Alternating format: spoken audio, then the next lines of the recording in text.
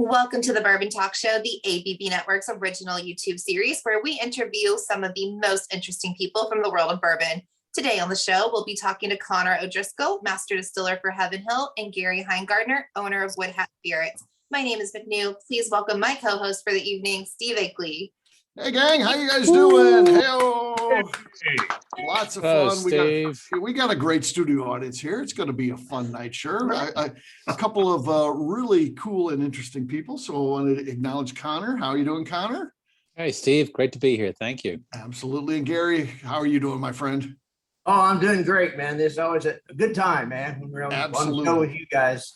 Absolutely. So what we do is before we get to the interviews, we do a little look into the world of bourbon news and stuff like that. McNew and I do 3 stories. So feel free, and you guys can jump in at any time if you want to make a comment or anything like that during those.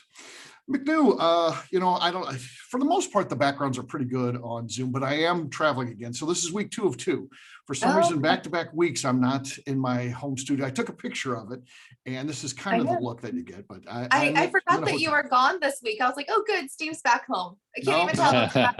I'm at the Bourbon Country Burn, so I'm the official announcer to that bicycle ride. It's not a race. I always want to say bike race, but it's not a race. It's not timed or anything. It's really a test of human endurance, I think, where they ride, between 75 and 125 miles a day on these bikes, and they visit distilleries and stuff. And cool. I don't bike at all. I'm there at the beginning of the end. That's it.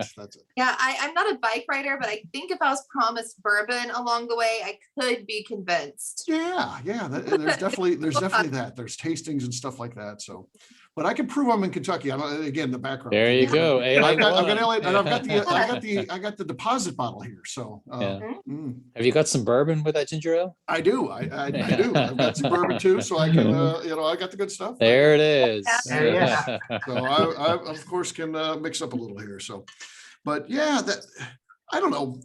We had the guy from Ale8 on here one time because it's related to bourbon, it's a great mixer and stuff like that. And he told us that these bottles are like legendary in Kentucky. The fact that people like the returnable one. So it's you got to put a deposit on it, and it's returnable. And he's like, it tastes better in those. And I was like, this guy's crazy. And then I came here and I'm like, I'll be damned, it does taste better. Have you tried that? Have you tried it? It's like Mexican Coke, right? Yeah. So I got that, and of course I'm doing this crazy thing. I'm writing this article on Maker's Mark on the slam dunks, and I'm waiting. They're supposed to set me up with an interview with somebody from the line. They haven't done that yet, but because I want to find out. When you see one of these that's been dunked really far down, is that something like a tradition they do at the end of the shift? Everybody does that, or are they allotted so many that they do? Why does this happen? Why are they not there? And I've been looking for them recently because I've never got one of those. And look what I found today on the way. I found a slam dunk today. That's exciting. Yes, the wax all the way down over the shoulders. That would be a official slam dunk. So I was pretty excited to find that. So. Pretty cool. So that's gonna go into my article too. I had some successful slam dunk hunting, and it was funny. I was at this little liquor store, actually picking up. Benchmark has the 5 different ones, and a buddy of mine said, "Hey, if you see some of that, could you pick me? I want to try those." And I've already tried them, and so I was like, "Yeah, I know where to get them," and it's on the way. And I stopped in there, and that's where they had this. And the guy was telling me, he's like, we just got that yesterday. We've never had one. He didn't know slam dunk or anything. He's like, I never saw one where there's so much wax on there. And I'm like, it's kind of a thing. It's like an Instagram thing. I think people want to put those pictures out there. So it's cool. So in the world of news, there are 3 stories, but the first one is Sweeten's Cove, of course, which is the whiskey that's launched by Peyton Manning, Andy Roddick, and there's a couple other investors in there and stuff like that. But they recently are going into Indiana. Of course, he played at Indianapolis for many years. He's a legend there. And apparently he was picking up the phone himself and calling liquor stores and trying to get it in there, which to me, if he calls me, he's going to get his liquor in there. Manning, especially in Indianapolis. That means he can put any store he wants to. I think so too, right? Yeah, because you're from Indiana, so you know how big. I somehow missed him. He was apparently back in town the other day, hanging out with Dan Kidd, who is Heavy Bourbon on Instagram. So Dan's in there, taking photos with Peyton Manning. slinging Sweetens Cove, and I'm like, how did I miss that party? Because yeah, I did. yeah. There's the guy who's Indiana Bourbon. What's his Yes. name? Dirk. He met him too. Dirk, yeah, Yeah. Dirk Fence. Yeah, he met him too. So yeah, he was in town doing some Good promotions. party, apparently. Yeah. I'm not a big fan of celebrity bourbons, especially when they're not bourbon people, because I don't mind if they're really a bourbon person. That's a passion product for them. I think that's kind of cool, actually, but I don't know that most of them are. They're just putting their name on something. And I don't know the story with Peyton. I'd like to have a conversation with him and really gauge, is he really a whiskey guy? Is he just trying to use bourbon to make some money? That's a big differentiator for me. So, but I think it's kind of funny that he was doing that, and it's good he's supporting his brand and apparently having some fun. Peyton Manning. Yeah. That's pretty cool. Another celebrity one. Now these guys are killing it. Brothers Bond, of course. We did an event with them. They sold over 50,000 cases out of launch in the first 3 or 4 months. And I guess their 1.58 million followers that they have for their brand is the highest alcohol product of anything on Instagram. So it doesn't matter if you want to talk even beer, Budweiser, or Jack Daniels, any of that kind of stuff. It's number one. So pretty cool stuff, right? It is. And I think that says a lot. Like, Ian Somerhalder's just out there crushing it. Like, he's visiting liquor stores too. He's actually mailing things to fans. He responds to fans. Just his passion for that project is taking it a long way. Like, that's not just another celebrity bourbon. We did talk to him, as you know, and you were key in that event. And yes, he's got the thing going on that I like. He's not in it. I mean, I'm sure he's in it to make money. That's okay. I'm not saying I don't have a problem with people making money. I have a problem when their only goal is to make money and they don't know about it. He does know about bourbon. He's passionate about it, and he's coming from the good angle. So. Yeah, hats off. Congrats to what they've achieved so far, and looking forward to what they will achieve in the future with that. So it's cool. Very cool. And McNew, last thing, did you hear that we launched an Amazon fashion page? So we have now two shirts out there with your face on it. I was very excited to see my face. We're not one, but two. So yeah. Actually, I put them in my cart, but I have not checked out yet because, well, things have been crazy. But I'm excited to buy a shirt with my face on it. yeah, that's pretty cool. So, a lot of other cool stuff on there too. That Jim Swyatt just sent a message in. He bought a Cork Pop champion shirt because he won the other night. He won the Cork Pop challenge that we did. And, he bought the T-shirt, so that's out there. So, which exciting. I think is the most ABV Network thing we've ever done, because we're the only ones to do this Cork Pop on every show and all that kind of stuff. So, very cool. All right, well, that's what's going on in the world of news, bourbon news. So it is now time to introduce our guest. So our first guest started at Brown-Forman, where he trained under Chris Morris, which is pretty cool. In 2019, he became master distiller for Heaven Hill. Please join me in welcoming Mr. Conor O'Driscoll. Hey, Conor, how you doing? Ooh, hey, Steve. Hey, McNew, Stephanie. Hello. Good to see you all. Should I call you Stephanie or McNew? I don't know. I go by McNew here, but you can call me Stephanie too. I don't care. It feels more polite to call you Stephanie. Yeah. So either one works for sure. Yeah. So Conor, obviously, being from Ireland, before you came over, got in the bourbon business and all that, would you be more likely to have a drink of bourbon or have a Guinness? What would be? Guinness was probably the drink of choice. Okay. I actually survived my whole high school career without ever drinking at all. Yes, I'm Irish, and yes, I survived high school without drinking. But the night I graduated high school, I had a half pint. You could either get a glass or a pint. That's the terminology. So a half pint is called a glass. So I had a glass of Guinness, and I was like, I like this stuff. And the rest, as they say, kind of is history. So Guinness was the drink of choice, and didn't drink a lot of whiskey. I tell a story about some medicinal Irish whiskey when I was a kid, and my mom would make these things called an egg flip, which was like an egg beaten into warm milk with cinnamon and sugar, when we were sick. And they were kind of okay, but they were really good when she put some whiskey in it. Neither of my parents drank, by the way, but at some point, anyway, Mom was making me an egg flip. I had a cold or whatever I had, and I asked her to put some whiskey in it because they were much better. And I might have been 7 years old. And that was the last egg flip I ever got with whiskey in it, because she's like, oh shit, I'm raising an alcoholic. So, so that was kind of my early drinking career. Okay. So back in Ireland, before you came to the States, had you even tried bourbon, or were you, obviously Irish whiskey would be the thing I would think you're drinking. So had you been a tried bourbon? And if so, were you a fan? I had not. And I was in college in the late 80s, 85 to 89 was when I was in college. And not good time for bourbon anyway. Yeah. Exactly. Bad time for bourbon, and not just a good, just a bad time for whiskey in general.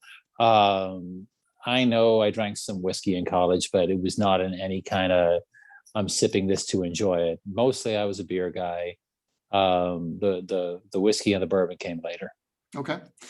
So when you came over to the US, you were in the pharmaceutical business. So tell us a little bit about what your job was at that time. So my degree is chemical engineering. I got that from the University College Dublin, and I was hired out of college by Pfizer in Ireland. And within, I don't know, 9 or 10 months of them hiring me, they sent me to Terre Haute, Indiana, for a 6-month assignment. Terre Haute, where? Who? What? Yeah. And I think I maybe had heard of Indiana in Ireland, but maybe not. And I definitely had not heard of Terre Haute. But like the night before I flew out, I watched Steve Martin's Dead Men Don't Wear Plaid. Yeah. And like the protagonist, or the bad guy's dying line is, "At least we got Terre Haute, Indiana." I'm like, oh shit, where am I going? So I ended up there, and we were using a genetically engineered bacteria to make the enzyme used to make cheese. So as more or less a fresh graduate, this wasn't just cutting edge technology. This is bleeding edge technology. This was the first food ingredient that the FDA had approved that had been made with recombinant DNA technology. So I was like, yes, sign me up. I am in. So I went over there for 6 months. 6 years later, I quit, and long twisty road brought me to where I am now. So, one of the stops on that twisty road, of course, it was 15 years at Brown-Forman. So tell us a little bit about your career there, what some of your responsibilities were. All right. So the way I ended up at Brown-Forman was, I'd always said if this American experiment didn't work out, it would be cool to go back to Ireland and get a job making Guinness, because I'm from Dublin. Guinness is from Dublin. It seemed like, that would be really fun to do. Well, I met my wife at a Derby party, Kentucky Derby party, as you do around these parts, and realized that, I'm not going back to Ireland anytime soon, but I'd started drinking bourbon, was kind of enjoying it. Like this stuff is good, kind of getting into the history and the art, the science of it.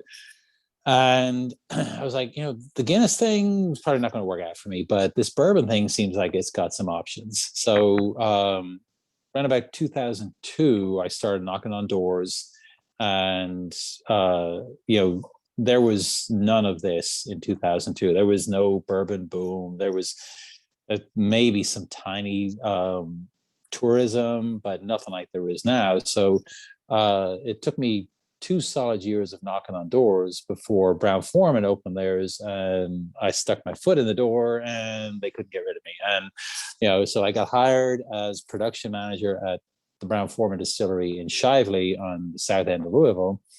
And that's where I started making Early Times and Old Forester, and, coincidentally, a lot of whiskey for Heaven Hill. You're all familiar with the Heaven Hill fire in 96. Yep. The short version should have, wiped Heaven Hill out, should have taken us off the map. The industry, however, rallied around, and, Brown-Forman were, first in line and said, we've got production capacity. What can we do to help? And started producing whiskey for Heaven Hill. And when they hired me in 2004, most of the whiskey we were making was for Heaven Hill. And, so it's kind of a nice coincidence that I end up at Heaven Hill, making whiskey for Heaven Hill again. But that's kind of where I cut my teeth. You know, the industry was very, very different there, but 17, almost 18 years later, it's been a hell of a ride. Yeah. And, you know, doing the job that you do, you're responsible for all parts of production. But I always hear that you were really into the yeast fermentation side of the business. What captures your interest in that part of it? You know what? Yes, I am. I'm a yeast geek. You know, self-avowed, self-confessed yeast geek. It's kind of without yeast, there's no beer, there's no bread, there's no cheese. Without beer, there's no whiskey. So yeast is where it starts. And the entwined history of yeast and humanity goes back millennia, and that kind of resonated with me for some reason. And you know, the process, the genetically engineered bacteria that I worked on in Terre Haute was a fermentation process. The process I worked on in Ireland was a fermentation process.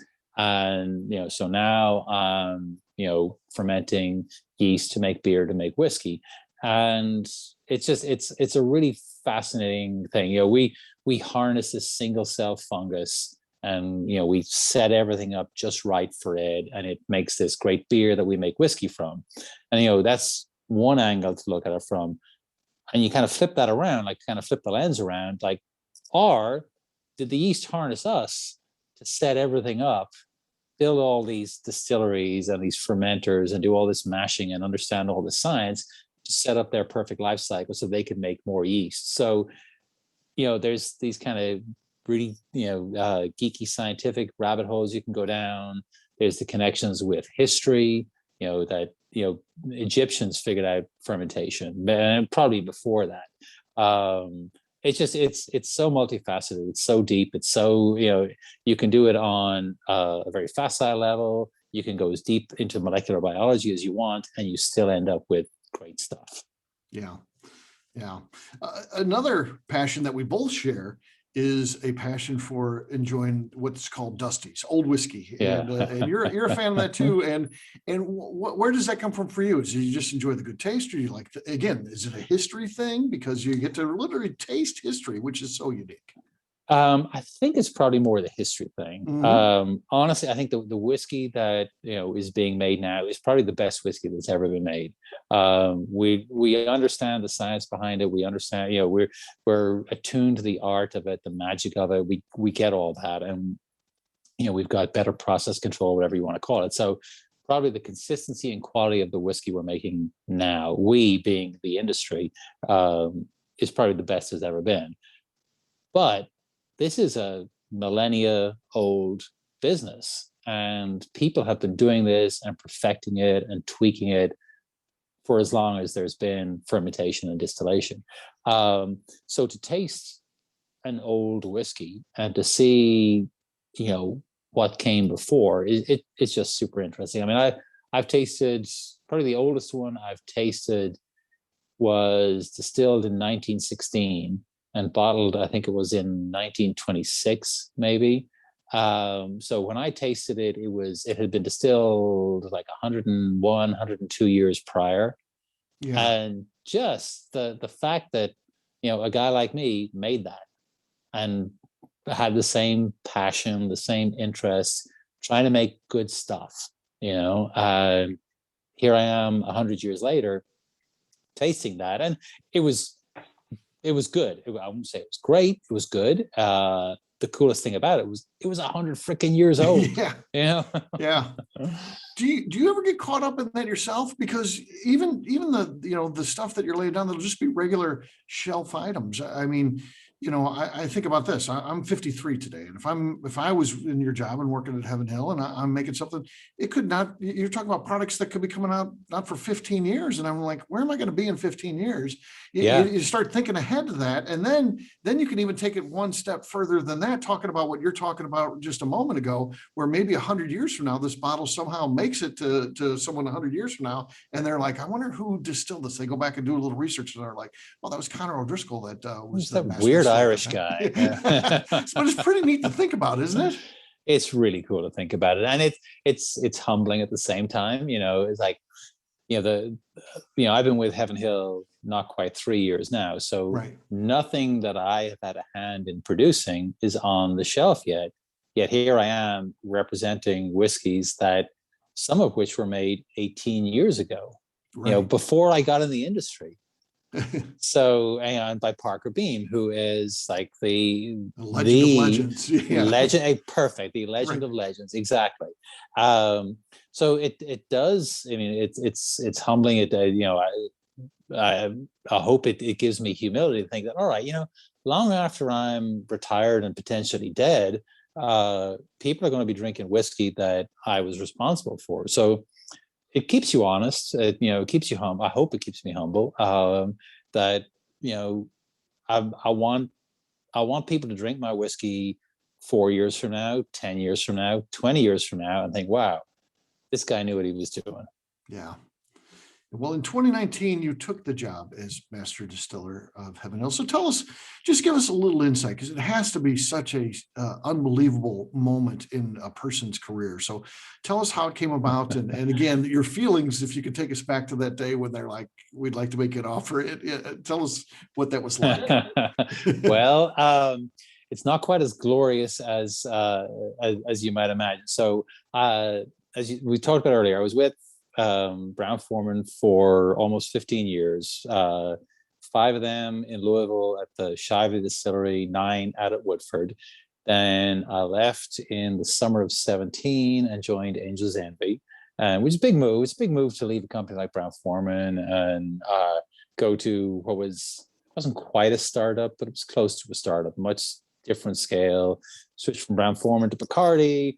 And it's finally 18 months in, I'm finally kind of, feeling at home. I know my way around. I know where the coffee is, making connections in the Bacardi organization. And Heaven Hill call and say, we would love you to be our master distiller. And honestly, my first reaction was, you know what? I just made a big move. I'm okay. Thanks very much.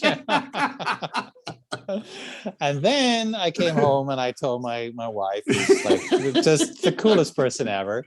And she was like, you said what? Right. Wrong answer, you fool. And then I was like, shit, yes, that was the wrong answer. So luckily they called back and I was like, yeah, let's talk. And, the kind of a good analogy I came up with. So Angel's Envy is in downtown Louisville on Main Street, and I would look out my office window and look at the Slugger Field, the Louisville Bats AAA baseball diamond, a gorgeous little AAA field. And the analogy is I'm a pitcher for the Louisville Bats, and the New York Yankees just called. And if you're a Atlanta Braves fan, the Atlanta Braves just called. If you're a Sox fan, the Sox just called. Whatever, the big team called and said, we want you. And you don't say no to the Yankees or the Braves or the Sox. So dumbass that I am, I said no. But my smart wife said, don't say no.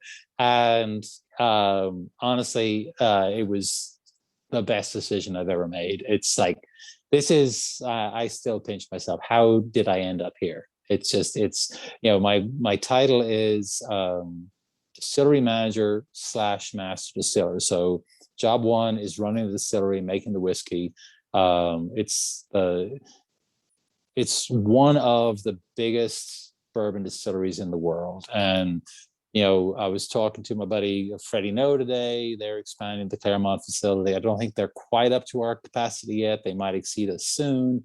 Sazerac are expanding Buffalo Trace. I don't know where they are, but whether we're 1 or 2 or 3, it's still a lot of whiskey. It's a lot of whiskey. So just to put it in perspective, we mill over 1.1 million pounds of grain every day. Unbelievable. And we magically convert that into over 1,500 barrels of whiskey every day. Every day. And that's job one, is to do that. And I've got a great team there. I mean, everybody there is passionate and dedicated. And I've got some the shift supervisors, Abby, my QC specialist, she's awesome. We just got a great team who are passionate, focused on it. We want to make the whiskey better today than it was yesterday, and by God, it was good yesterday. Yeah.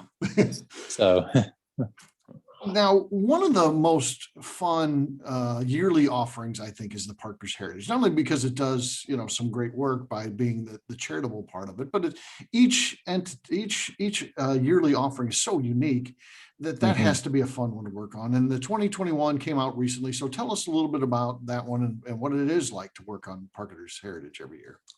When I took this job, the first realization was that I literally stand on the shoulders of giants, and no bigger giant than Parker Beam, our master distiller emeritus. He came down with ALS, Lou Gehrig's disease, and ultimately it killed him. But as you said earlier, Steve, legend of legends. There's everybody in the industry knows him, loves him, respects him, and in his honor, we bring out the Parker's Heritage Collection every year, and a portion of the sales go to the ALS Foundation. And I've seen the impact that donation has to that organization. So that's really cool. And every year that we the innovation team, which is production, marketing, brand, it's a bunch of people who sit around and really, we sweat this one. It's one thing to bring out Elijah Craig Toasted Barrel. That's relatively easy, but we're bringing out a Parker's Heritage. This is in honor of Parker Beam. We're going to do this right. So there's lots of things that they're not ready yet. No, that doesn't live up. Okay, this is special. So this year's one that we just brought out is wheat whiskey in a heavily charred barrel, a number 5 char, which the scale goes to 4. Right. So Parker burned the shit out of the barrel, and we aged bourbon, we aged rye, and we aged wheat whiskey in it. And those are the last 3. And you would think that a heavily charred barrel, it's going to taste like a campfire, it's going to taste like a piece of charcoal, but it's exactly the opposite. That heavy char burns off so much of those extractables, if you want to get technical about it, the stuff that gets soaked out of the barrel into the whiskey, and puts so much charcoal in there that there's a lot of kind of filtering and mellowing that goes on. And wheat whiskey, very mild, soft, gentle, sweet, yeasty, nutty type of whiskey. You would think that after 11 years in a heavily charred barrel, it's going to be the distillate, the whiskey itself, is going to be overpowered by the big barrel and the long time, the big char. But because it's kind of counterintuitive, that big char burns off a lot of the heavy duty stuff. It's this really soft, subtle, very drinkable, really enjoyable whiskey, and such a mind game with you, because again, you're expecting smoke and char and heavy and rich, but it's soft and supple and gentle and just a really delicious whiskey. Yeah, very cool. Conor, I know that you're in demand, and of course, the term rock stars often now is presented as masters distillers are the rock stars of the industry. So, stop it. Well, hey, I bet you've signed a bottle or two, so I get that, and that's the sort of adulation that I can understand, but. What does it feel like just going in the through the liquor store and there's the a bottle, and again I you can say, well, I haven't distilled this yet, but within a year or two you're going to have like this Evan Williams bottle of Bond will be stuff that you made. What's it like as you see these bottles of the such well-known brands that you can probably say that you're making that now? It has to be amazing, right? Honestly, it's fun as hell. It really is. Yeah. And 14 years at Brown-Forman, I see stuff come out that I know I had a hand in. I've got connections on Instagram or whatever that text me about, hey, this Woodford Masters collection, what do you know about that? And it's like, well, I made it.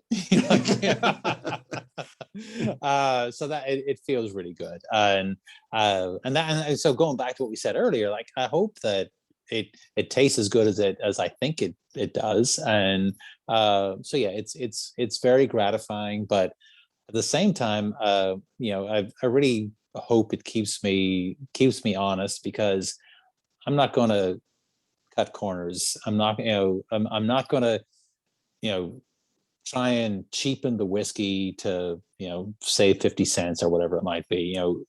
This whiskey will have my name on it. It'll have Heaven Hill's name on it. It'll have, it's got our reputation riding on it. So that's where the win is. Heaven Hill's history is great whiskey at a reasonable price. And I put that on my gravestone. Great whiskey at a reasonable price, Yeah, I think that is where it's at. It's fun to see the unicorns selling for a shit ton of money on the secondary market, but that's not really where we play. I mean, we sell Elijah Craig under $40. We sell, Evan Williams Bottle and Bond under $20, and it's great whiskey. It's 4 years old, 100 proof. And that's our DNA. That's how Heaven Hill started. That's how we've survived almost 86 years now, and that's how I hope it continues. Yeah. Now, I would never ask you to give away any company secrets, and I'm not asking that now, but it is a business of innovation. So can you tell us about, experimentation and, anything that you're working on, or how does that work? Or do you just come up with ideas at this point and write them down and then try things? How does all that side of the business work? So, the smaller the distillery is, the easier it is to write things down and just give them a shot. Mm-hmm. The Bernheim distillery that I manage, right. We have 17 fermenters, each of which is 124,000 gallons. So as you think about innovating in the lab with the beaker and stuff like that, our beakers are 124,000 gallons. So it's a little difficult to really innovate on hey, let's try some roasted quinoa. There's not enough roasted quinoa on the planet to fill a 124,000 gallon fermenter. That being said, I mean, we keep on bringing out these high quality, innovative brands, and Parker's is a perfect example of that. The Elijah Craig Toasted Barrel, the Heaven Hill 7-year-old, all these things that we've kind of flexed our inventory. We have over 1.9 million barrels aging now that we, from our 5 mash bills. So we can do cool things with that. But the way they show up is kind of like the Larceny Elijah Craig barrel proofs. Like, let's pick something special. Let's age it a little bit longer. Let's bring this out as this kind of unique, 3 times a year on a cadence, and do something cool with that. That's one level. And then at the distillery level, the most kind of ongoing innovative thing we're doing, we have a program called Grain to Glass. And this is kind of an homage to sense of place. We grow corn and wheat and now rye. We're doing a lot of Kentucky rye that we're supporting local farmers, working with different organizations to promote the resurgence of rye as a Kentucky crop. And probably in December we will, I say probably because the last 3 Decembers we've done it, we will mash 3 mash bills of all these locally sourced grains, and that's our Grain to Glass program. And we partner with typically independent stave to come up with some cool barrels. We've done French oak and Slovakian oak, and I can't remember what else, but they've got all these, they are PhDs of wood science, and we partner closely with them. So we make a high wheat bourbon, a high rye bourbon, and a high rye, or as they say around here, a high rye whiskey. And we put them in these cool barrels, and I think this will be year 4 or 5. I think this is year 4 that we're doing it. So at some point in the next, probably 2, 3, 4 years, we'll start with, releasing these things. And that's the fans, us will get to try those. Exactly. Yeah, and, that's cool. the distillate off the stills was great. The 1-year-old, 2-year-old that I've tasted is maturing really nicely. And that promises to be great. And it's great whiskey with a great story, sense of place. It really focuses on hyper local. It's almost like farm to table, which is why we call it grain to glass. Yeah.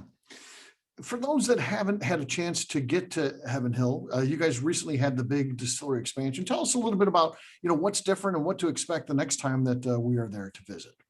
So not distillery expansion, but the visitors experience. Visitors. So we had the Heaven Hill Bourbon Heritage Center, which is now the Heaven Hill Bourbon Experience. And, I've been to a lot of visitor centers and they're all good, but I was kind of getting a little bit jaded about it. And okay, we're going to spend $20 million and spend 3 years completely revamping the Heaven Hill Bourbon Experience. And I was like, okay, great, fine, okay. And with COVID and everything, I really didn't get to Bardstown to see how this thing was developing. I'd seen some of the renderings and talked to the team that were, leading this. But when I went down there for the opening, I was blown away. So yeah, Anna Hibbs, Susan Wall, Jeff Crow were the leaders on that. And holy crap, they knocked it out of the park. This place, we got this retail, because it's all about retail, where you can get t-shirts and bottles and whatever else. But you can go, there's the Elijah Craig, Larceny, deep dive into the history. There's a whole section on bottle and bond. You go upstairs to the Five Brothers Bar and Grill. Fantastic bar. You can get cocktails, the Five Brothers bourbon that you can only get there. And of course, the Five Brothers are the Shapiro brothers that founded Heaven Hill in 1935. It's a spectacular experience. A deep dive into the history of bourbon, history of Heaven Hill. You can go as deep as you want. You can go upstairs and get a cocktail. It's pretty spectacular. So yeah, come one, come all. It's impressive. Very cool. Last question. We always like to have a little bit of fun by having a little bit of twist on a normal question. And this one is, you have such a big portfolio, and matter of fact, there's some things that are only available regionally. You can't get them everywhere, which is kind of cool too, especially as bourbon fans enjoy hunting down things and stuff like that. Is there a hidden gem? And the portfolio is great. Everything's good across the board, but is there something that maybe as a bourbon fan, they might not have tried yet, and it's something that they need to seek out? So short answer, yes. Okay. And there are 2 branches you can go. Do you want, somebody just said we need more Fighting Cock 103. There's That's always Illinois, a Fighting Cock fan, yes. But I'm drinking Pikesville Rye, 110 proof, 6 years old. Okay. We don't advertise this, we don't brag about it. It's spectacular. And this was the hidden gem for me. And I've told the story several times, but my local liquor store here, the Wine Rack on Frankfurt Avenue, he had it in his window. And I'm walking by before I got this job, walking the dogs, and I say, Pikesville Rye? Who the hell is making rye whiskey in Pikesville, Kentucky? Oh my God. And then I get this job and I realize, oh my shit, it's Pikesville, as in Pikesville, Maryland. And it's an homage to Maryland rye whiskey. And it's 6 years old, it's 110 proof, and it's spectacular. So that's my, and it's generally, that's the hidden gem. Yeah, that's cool. The hidden gem. But Patrick Little just beat me to it because Mellow Corn's the other one. Yeah. Mellow Corn, 4 years old, 100 proof, bottle and bomb. The label hasn't changed since 1945.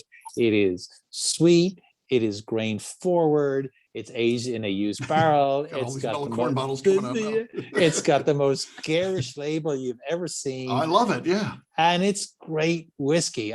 My wife and I were out to this fancy dinner the other night, and they had Mellow Corn on the menu, and I was like, "Oh, that's my nightcap." And the waitress kind of looked. It was like, "Really?" I was like, Oh yeah, mellow corn is a nightcap, and it's so yeah. So you can go for the, what is it, $12-15 mellow corn, 4 years old, bottle and bond, beat that anywhere, and it's great. Or you can search out, and Pikesville is pretty much nationwide. It's a very low volume. I bet your local guy has it. Seek it out. You will not be disappointed. 110 proof, 6 years old. I got one big honking rock in the middle of this. Makes the best Manhattan. It's just fantastic. Nice.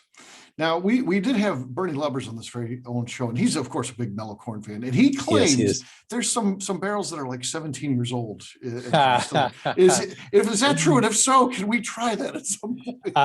Yes, it is true. And this is a great story. We had some mellow corn that had been in a barrel for, I don't know, 10 years, 12 years, and we tasted it. It was like, it tastes exactly the same as it does in 4 years. Nothing has changed. Like, well, shit, what are we going to do with this? Well, leave it in the barrel, see what happens. 17 years later, we taste it as like nectar of the gods. Oh, you're killing me, because I love spectacular. mellow corn, and I want to try this. Yes. It's really good. So Bernie, led by Bernie and ably abetted by me, we're trying to figure out a way to get this in a bottle and on the shelf, and can't watch this space. But it's one of those whiskey god things that, let's see what happens. This is scoop here. Yeah, that's huge. It's spectacular. It's ridiculously good. It's corn whiskey that's been in a used barrel for 17 years. Like, what? And oh my God, it's spectacular.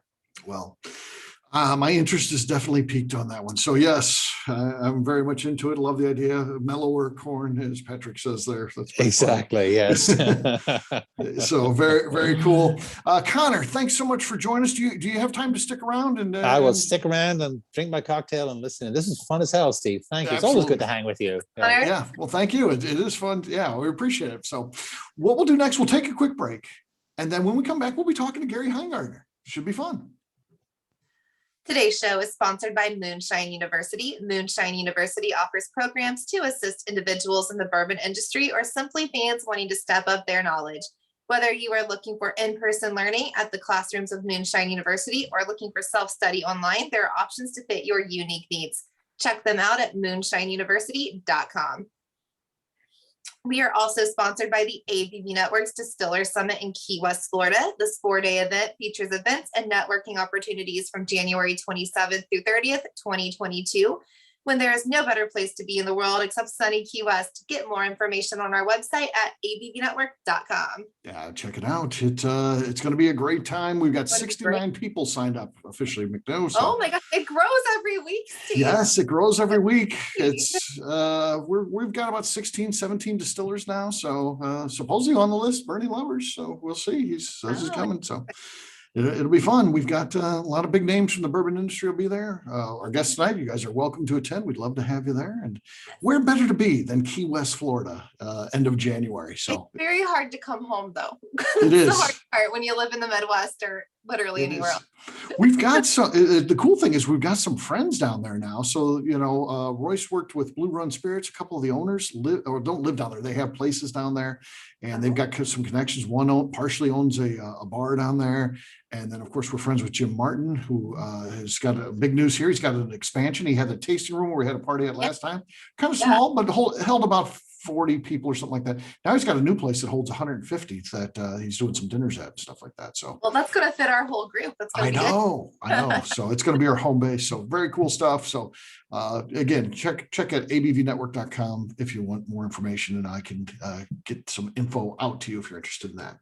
Our next guest clearly has 3 different careers that all tie into what he's doing today. So the first, an agronomist. So, you talk about farming and corn, there's probably nobody who knows more than this individual.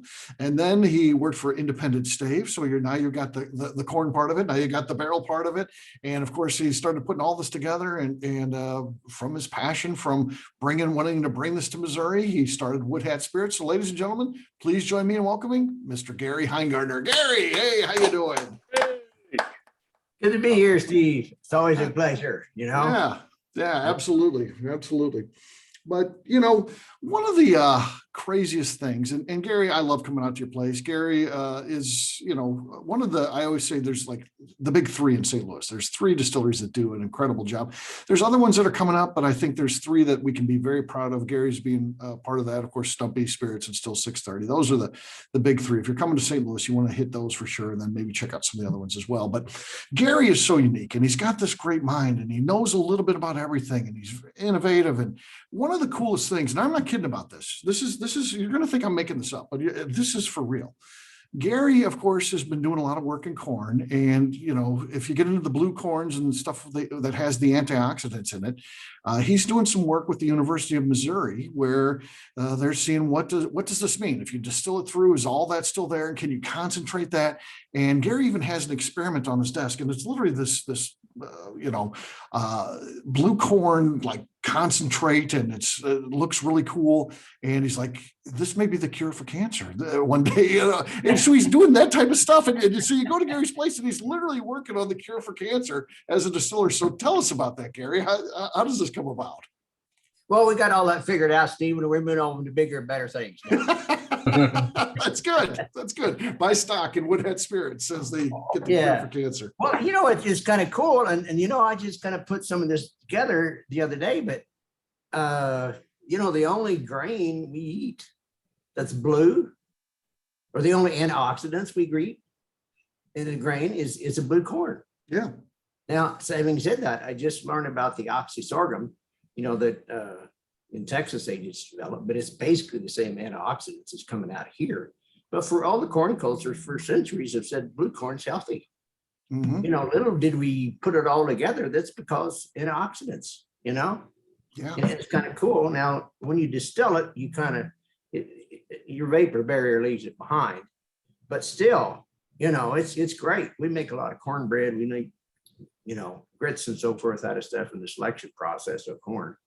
But I think we just kind of started touching the surface of some of these things. Yeah. And that's when I get so excited about some of these heritage corns that we've dropped off in the way of in the hybridization. I've just got through reading a couple of books on the fathers of hybrid corn. Really interesting what we gave up to go this direction. We don't even know what we've left behind. Yeah. You know, they were worried about this in 1940. They were worried about the same thing in 1913. They were worried about this in 1900. Same situation. We got all this diversity. What happens when we put it all together and we drop off all these things and just select for starch? What else is there out there that we don't even know that existed? And now it's going to be gone. Yeah. Really fascinating to me.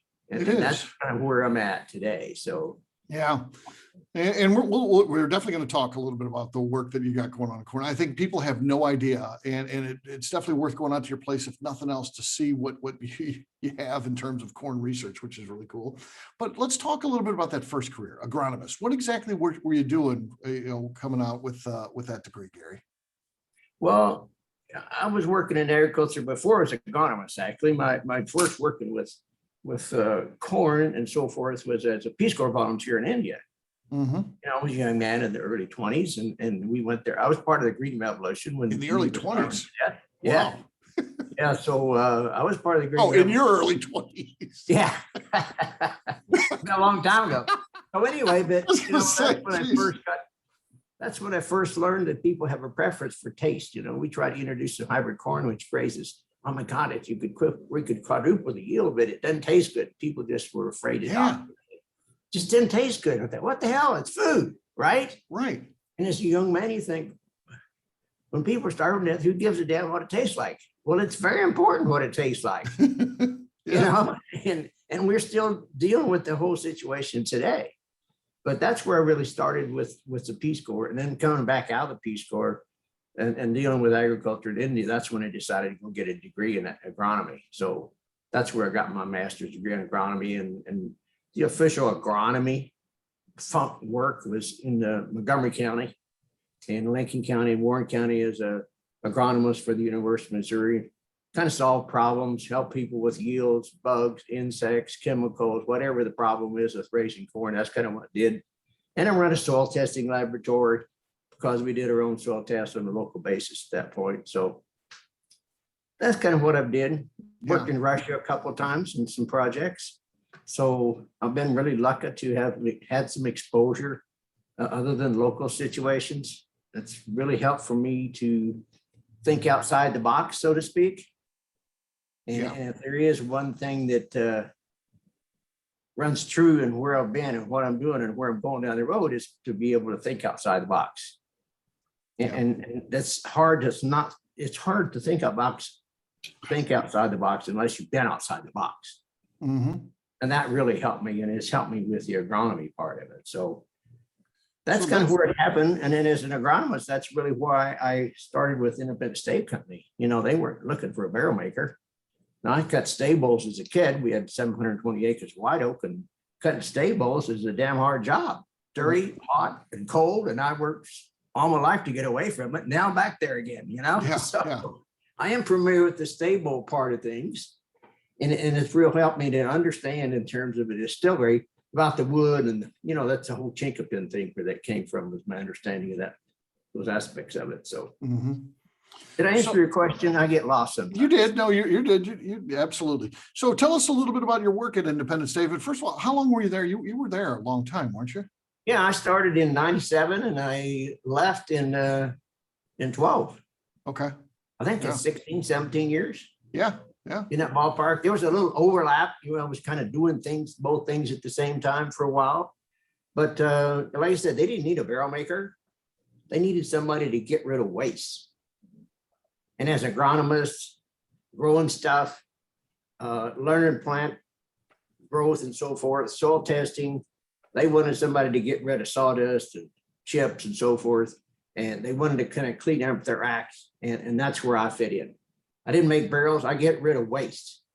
Right. So, you know, when you take a round log and you make square boards, you make a lot of waste. And so that was my job, was find some place to deal with this and make $1 while you're at it, Gary. So that's what I did. And so we started with potting mix. We started with chicken manure and sawdust. Very interesting. Unless you've unloaded semi-trailer loads of tanker trucks of chicken shit, you really don't know what life's experience is around. It's 100 degrees and you got 45 minutes to get that shit off the truck or it'll blow up. Oh, man. So anyway, we started there and we found a little more economical output, a little more effective way. We continue to make compost and potting mix and potting soils and so forth. But our big thing was to move it out and do something with it right away. So this went on for several years, and today Independent Stave Company they're clean. They don't have any waste. Everything that they produced out of that tree is utilized in some kind of an economical gaining situation, that they don't have stuff laying around. They're a waste-free company today, and I was a big part of that. I'm proud of it. So, you know, there's everything. You got sawdust, you got bark, you got mulch, you got all that little stuff that comes out of the crows. That's different kind of stuff. It has to go a different place, you know? So it was challenging to do that. But that's what I did for Independent Stave. And in the process of being around all the staves, you know, you get freezed up and it rains and all that black shit runs out the bottom. You think, that's what we're drinking if you don't leave it out in the rain long enough. You know, that's where I started learning about the importance of rainwater in the aging stage. You know, it's not about air at all. It's about rain. It's just too hard to track rain. So that's why we don't talk about how many inches of rain fell on it, you know, and so it's 90 days. What 90 days was that? June, July, and August when we got 14 inches, or was it June, July, and August when we got half an inch? I'll have to send you a video. We had a little bit too much to drink one time, and Rick, the legend runner there, the guy with the background of the Florida there, he tried explaining that, and he was right, but he just was a little bit over imbibed, and it just was for comedic value at that point. Have him explain it. It's good. It's a good video. I'll send it to you. But basically, he's and he can't tell me any different. He's telling me what he learned from Gary Hinegardner. I'm telling you, watching that video. And again, if you know what he's saying, everything he learned there, he learned from Gary. No doubt in my mind. Well, I have a big advantage from not being from the industry. Mm-hmm. I can think outside the box real clear. and I can approach it from a different standpoint, you know, and then in the whiskey business, we approach whiskey making from what I say 3 different directions. You know, we have one that's science, we have one that's tradition, and then we got folklore. You know, and we rely on all 3 of those things to make our judgments. Sometimes we know this, you know, the HPLC says this, but he says it doesn't taste very good, you know, but we've always done it this way. And my grandfather said, whatever. And so it's all a mixture of all those things, you know. Yeah. And it's kind of interesting to me to have people like Conor on here, and because he's got to deal with that. He comes from legends, he comes from tradition, and yet there's a scientific aspect that you got to look at too. Yeah. And it's kind of interesting, but my great grandfather didn't make whiskey. I come from generations of teetotalers, so I can approach the whole thing from a new light and fresh and rely on science. And the whole wood thing out in the weather is just, to me, we've kind of missed the boat a lot of ways. But when we put whiskey in the barrel, we put water, and we put alcohol in wood. And that wood was a living thing at one time, and it has a certain amount of moisture and sap. And so when you leave that stave out in the rain, it tends to wash that stuff out that's water soluble. Yeah. So if you don't want water soluble tannins in your whiskey, you wash it out first. Right. And if you stick it in the kiln, when you just dehydrate it, then you just dehydrate it. And once you put water back in it, then you rehydrate it. Right. And that's when you got to age it another 4 or 5 years or whatever. Those are real complicated. It kind of depends on where you're going to make your cuts. If you got a pot still or continuous flow, you know, if you got heads, you got tails, how long you're going to have it in there. All those things are complicated in early aging of whiskey. Then you have the whole thing about what kind of corn you're going to use, what it tastes like, percentages where it cuts out. Really interesting. It's really fascinating. Gary, what were you wanting to accomplish when you decided to open up a distillery? What was the goal there? Well, all the time I worked for Independent Stave, I said, you know, this is crazy. We make all these barrels. We ship all these loads of staves to Kentucky. We got all this corn in the boot hill, and it goes right across the river to Kentucky. But we can't make bourbon in Missouri. What is this? Got to ship the barrels down there, got to ship the corn down there, but we can't make it. And I thought, what's wrong with this picture? Well, you got to go to Kentucky to make bourbon. I heard it over and over and over again until I met the right person that said, no, you don't. And so I said, we're going to make bourbon in Missouri. And then I wanted to use the resource we have in Missouri. I'm a big value added person. So, you know, the state of Missouri is divided in half. We got corn in the north, and we got barrels, white oaks in the south. So bourbon fits both of those together in a Missouri product. Nice. And that's what I really wanted to do, was to make a value added product all from Missouri and do it right here. The second thing is, as an agronomist, and this really plagues me to this day, that we make all of our whiskey out of cow and pig feed. Nobody eats that shit. Why would you make whiskey from it? And that's the other thing. I said, I'm going to make whiskey out of what humans have eaten for centuries. You know, not my so tied in that love for corn. Yeah. Yeah. And that's where I came up with the blue corn. And blue corn's eaten all the way from Southwest United States to Mexico, Central America, South America, pure Chile and Argentina. Blue corn's on the menu. And they say it's healthy. Well, now we kind of understand that blue means antioxidants, and you eat antioxidants. And if you got purple corn, it's got twice as many antioxidants as blueberries, you know, those kind of things you put together later on. But that's what I really wanted to do. When I use local resources, add some value to them, and make my whiskey out of stuff that people have been eating for centuries. That was kind of 2 big things. Had you distilled before, or was this something that you took up once you decided you wanted to get into the distilling business? Well, my first distillation technical college level courses was in '83. Was going to make farm ethanol. Mm-hmm. And it was almost the same time that Tito started, I've learned later on. And people told me you couldn't do it.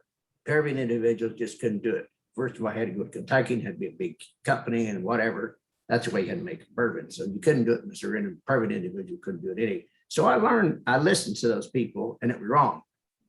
Tito, on the other hand, and all the craft distillers in this country owe him a big recognition of the fact. He pushed ahead and said, no, you proved that I can't do it. And look where it's got him today.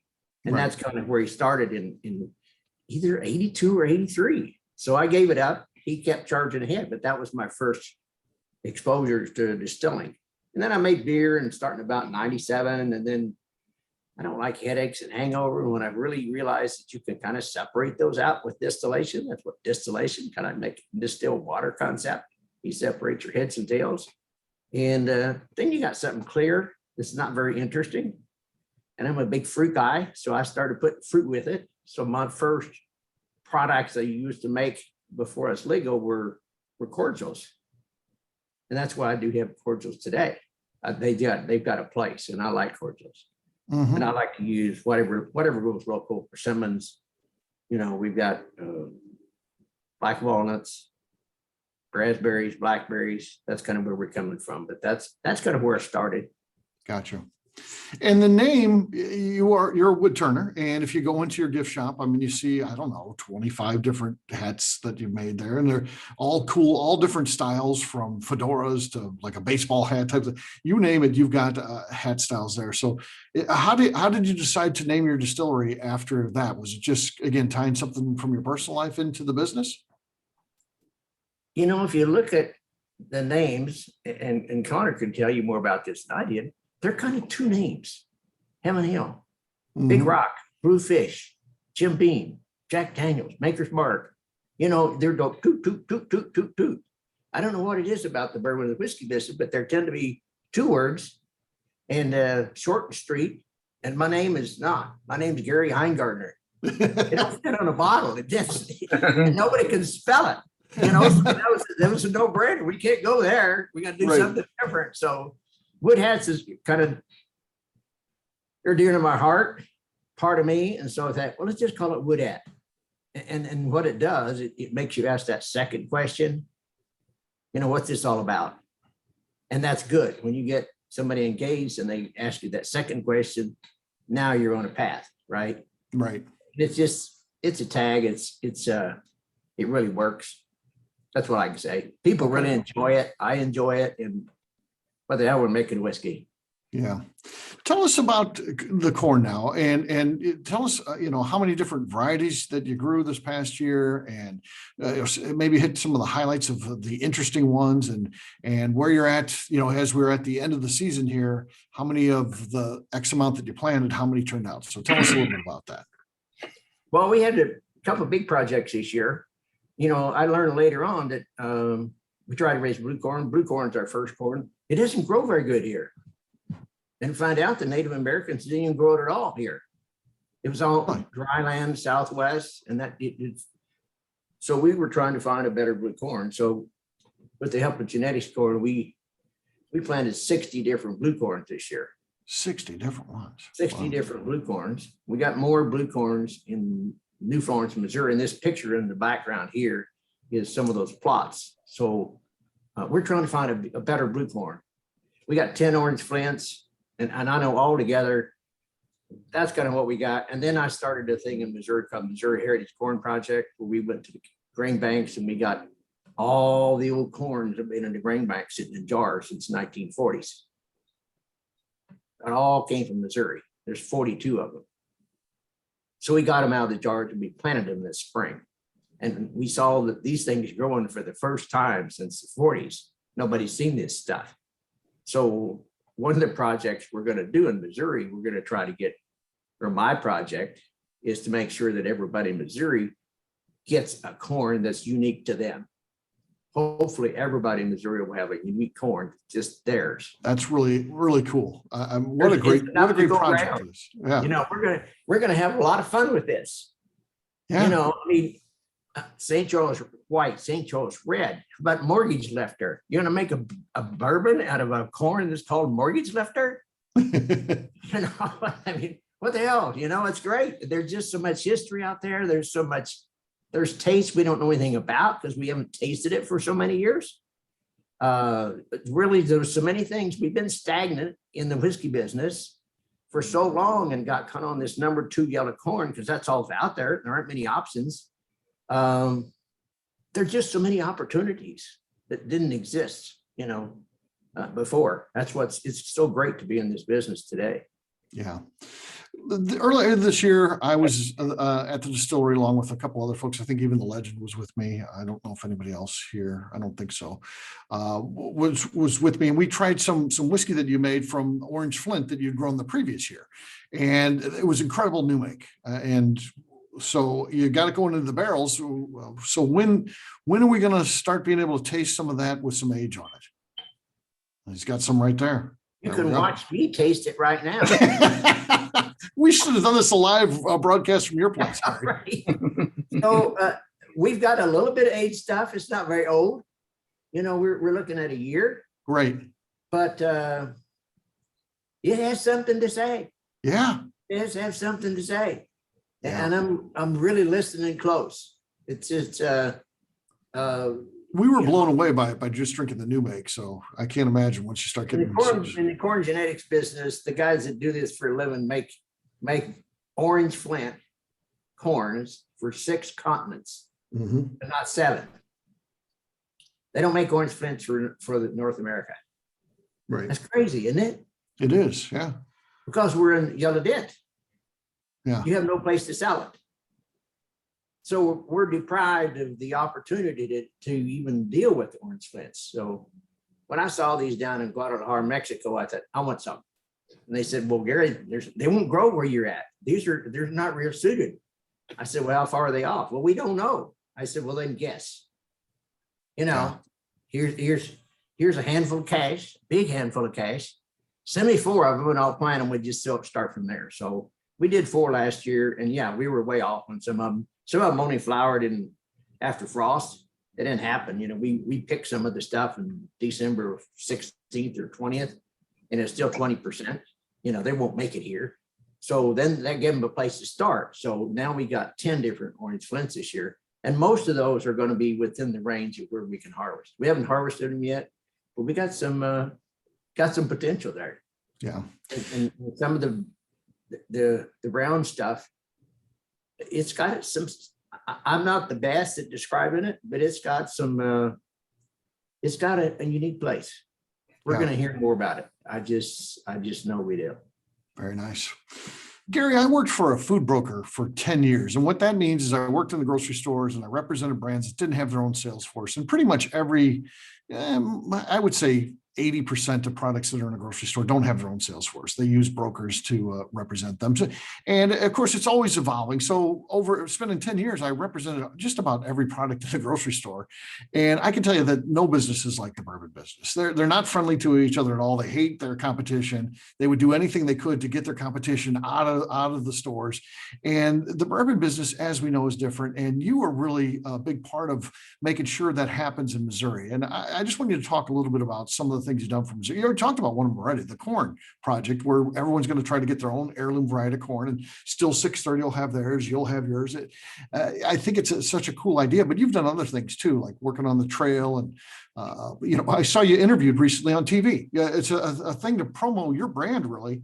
And what do you have there? You've got, of course, your brand that you're pouring, but then I saw you had bottles of like 6 different other distilleries from the area. So you're just a big proponent of rising Missouri bourbon. And tell us a little bit about why that's important to you. Well, Conor explained it a while ago. He grinds more corn than all the craft distillers in Missouri are going to do in 10 years. Mm-hmm. In one day. Yeah. How can 630 be my competitor? He's such a small piece of the big pie. If he was gone tomorrow, it wouldn't make diddly squat to me. You see what I'm saying?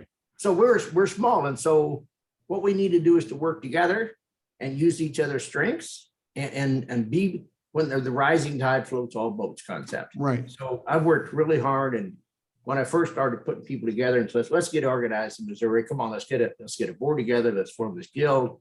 That was one of the central concepts, is that we got to work together. We're not competitors. The big boys do this all the time. I mean, I think you agree that, well, why not us? So we put the trail together, the expedition. We all talk about each other's stuff, get them to go to other places and work together.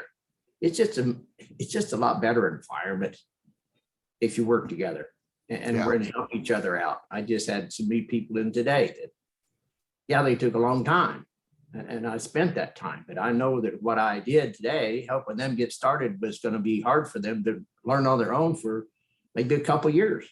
So, but they're down the road, and they're going to talk about me, and I'll talk about them, and that's how you create an industry. That's where you create excitement, and that's what the Bourbon's about. It's excitement, when you put a story together and you make something that's different, unique to you. That's what makes it interesting. Yeah. Well, Gary, you're a special guy, and I really look up to you, and I hope you know that. I just think it's cool, everything that you got going.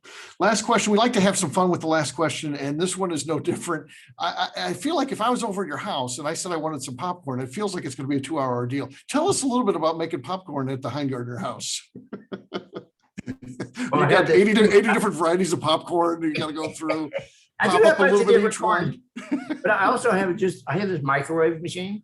And you get this popcorn in this little sack, and you throw that in there and hit 5 minutes. Come on now. Right. Gary Hinegardner's making microwave popcorn. I don't believe this for a second.